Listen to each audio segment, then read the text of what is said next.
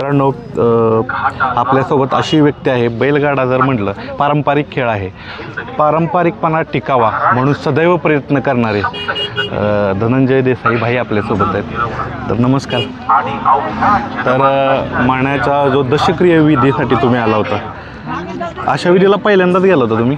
हो, मी आज पहिल्यांदाच आलो. पण मी मन्या बैलाचा दशक्रिया विधी आणि भारतीय सभ्यतेची श्रीमंती बघितली इथे आल्यावर.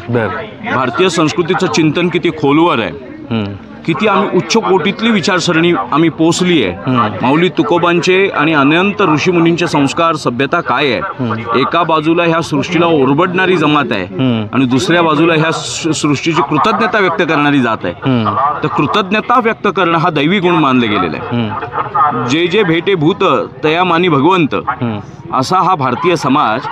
आज आपण बघितलं असेल की मोठमोठ्या लोकप्रिय नेत्यांच्या कार्यक्रमाला जेवढी लोक येत नाहीत, तेवढे एका चतुष्पाद म्हणतो आपण त्याला, 4 पायांच्या पशुसाठी एवढा लढा. तो कोणाशी बोलत नव्हता, रील करत नव्हता, मोबाईलवर संवाद साधत नव्हता, कमेंट्स करत नव्हता, कुठच्या पक्षाचा समर्थक नव्हता, कुठच्या नेत्याचा हुजऱ्या नव्हता.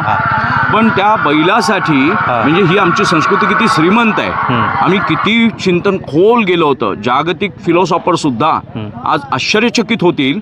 या राजगुरुनगर तालुक्यातल्या, महाराष्ट्रातल्या एका छोट्या तालुक्यातल्या एका खेडेगावात लाखोंच्या संख्येने लोक येतात, स्वतःच्या गाड्या इंधन जाळून खर्च करून एका बैलाविषयी कृतज्ञता व्यक्त करायला येतात. ही आमच्या भारतीय सभ्यतेची श्रीमंती आहे. तुम्ही भारतीय संस्कृतीचे काय काय उदाहरणं देतात भाई. तुम्हाला विचारायचे म्हणजे कसं आहे, आपली संस्कृती आता बैलगाड्याच्या शेतीपूरक सगळ्या गोष्टी आहेत, तर बैल किती महत्त्वाचा आपल्या घटक आहे आपली संस्कृती टिकण्यासाठी. आता बघा, विज्ञानाच्या स्तरावर बोलूया. जगामध्ये A2 जातीचं A2 दर्जाचं जे दूध आहे, ते भारतीय वशिंड असलेल्या गायींचंच दूध जगत मान्यता मिळालेली आहे. बाकीमध्ये कोलेस्ट्रॉल एक्स्ट्रा आहे, शुगर आहे. कॅनडामध्ये संशोधन झालं की जर्सी गाई, हॉस्टेल गाईंचा चीज आणि बटर खाल्ल्यामुळे डायबिटीज होतोय, ब्लॉकेजेस येत आहेत. पण गावरान गाईच्या तुपाने, दुधाने हे सिद्ध झालं आहे की तुमचं निगेटिव्ह कोलेस्ट्रॉल मारलं जातं, ब्लॉकेज हटवले जातात. आणि वशिंड असलेली, म्हणजे एक उदाहरण घेऊया, निसर्गाचं शिवलिंग जिच्या पाठीवर दिलेलं आहे देवाने, आणि तो तिच्या पोटी जन्माला आलेला नंदी. आपल्याकडे पूर्वी दिवाळीमध्ये संवत्स धेनू पूजन होतं. संवत्स धेनू आजही आपण करतो. काय नाही तर शहरात मूर्त्यांची पूजा करताना मी लोक बघितली. एवढी आमची लोक श्रीमंत आहेत. नाही आणता येत ना जिवंत पशु, पण त्या जातीविषयी कृतज्ञ राहणं. संवत्स धेनू म्हणजे वत्सासहित, पुत्रासहित. बैलाशिवाय गायीची पूजा सांगितलेली नाहीये. संवत्स धेनू, वत्स सांगितलंय, कन्या नाही सांगितलेली आहे. कारण त्या नंदीशिवाय गाय नाही, शिवाशिवाय शक्ती नाही आणि शक्तीशिवाय शिव नाही.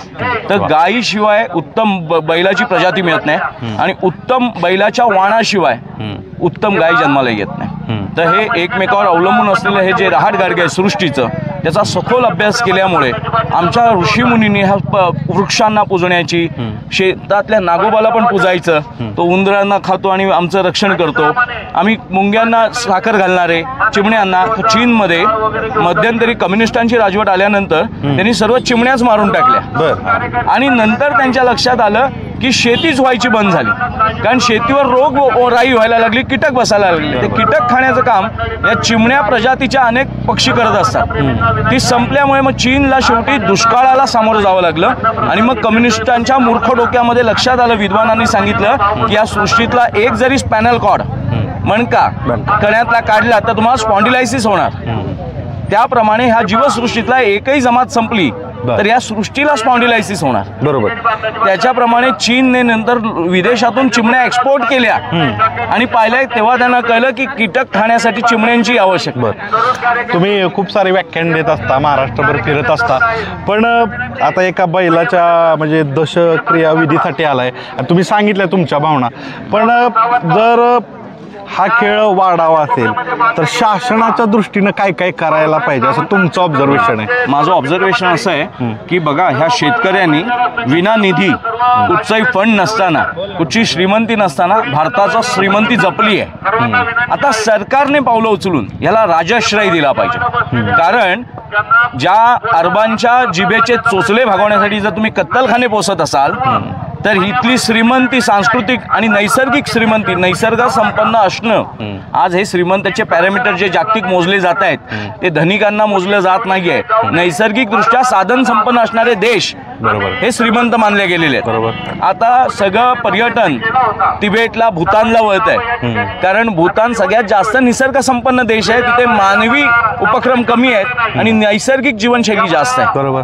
तर सरकारने हे लक्षात घेतलं पाहिजे. आंतरराष्ट्रीय संशोधनात सिद्ध झालेलं आहे मनुष्याचं मानसशास्त्र, आरोग्यशास्त्र हे निसर्गावर अवलंबून आहे. बरं, जाता जाता भरपूर यांची वाणी महाराष्ट्राला परिचित आहे. अशी 1 तास मुलाखत किती तास चालेल सांगता येत नाही. मला जाता जाता सांगा, हा व्हिडिओ बघतात, तुम्हाला भरपूर लोक फॉलो करतात, त्यांना काय सांगाल? मी एवढंच सांगेन, रस्त्यावर रात्री अपरात्री गायींचं रक्षण करण्यासाठी स्वतःचं रक्त सांडून संघर्ष करून गोरक्षण करणारे गोरक्षक, बैलगाडा बंद व्हावा म्हणून काही मूर्ख श्रीमंत विचारवंत पैशाने धनिक असलेली लोक सुप्रीम कोर्टात, हायकोर्टात गळे काढतायत, पण कत्तलखान्यांविषयी बोलत नाहीत, घाटिकांविषयी बोलत नाहीत, पशुधन नाश होत आहे त्याच्याविषयी बोलत नाहीत. तर आत्ता महाराष्ट्राच्या संस्कृतीने आणि ह्या चॅनलच्या माध्यमातून जिकडे काय लोकांमध्ये प्रचंड ह्या लोकप्रिय चॅनल आहे त्या चॅनलच्या माध्यमातून मी एवढं सांगतो, आपण सगळ्यांनी महाराष्ट्र राज्य सरकारला आणि केंद्र सरकारला टॅग केलं पाहिजे. मनाचा दशक्रिया विधी, मनाचा दशक्रिया विधी, या बैलाचा दशक्रिया विधी जर एवढ्या श्रीमंतीत होऊ शकतो, एवढ्या लोकभावनेच्या जन आधारावर होऊ शकतो, तर आम्ही किती श्रीमंत, सांस्कृतिकदृष्ट्या किती प्रगल्भ आहोत.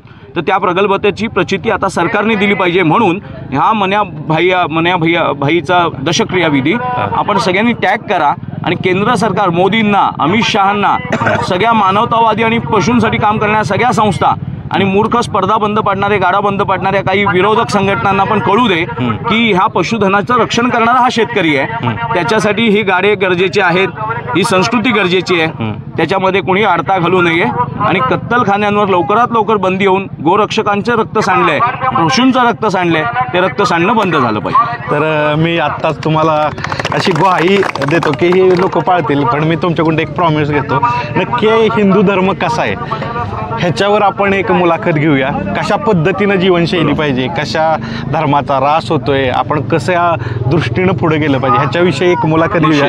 तुम्ही बाई वेळ दिला आणि धन्यवाद. न्यूज सारख्या मेन स्ट्रीम मीडियामध्ये काम करणारा एक पत्रकार खेड्यापाड्यात फिरतो, भारतीय संस्कृतीचं लपलेलं अंग लोकांच्या व्यासपीठावर आणतो, जनतेच्या एका माध्यमातून, इलेक्ट्रॉनिक मीडियाच्या माध्यमातून. मी अशा पत्रकारांना खूप धन्यवाद देतो जे स्वतःचं सोकॉल्ड पण न जपता या मातीशी निष्ठा ठेवून, या मातीतला मूळ धर्म काय आहे, मातीची सभ्यता किती श्रीमंत आहे हे दाखवण्यासाठी मन्याबाईलाच्या दशक्रिया विधीमध्ये आले. त्याबद्दल मी तुमच्या वाहिनीला धन्यवाद देतो. धन्यवाद.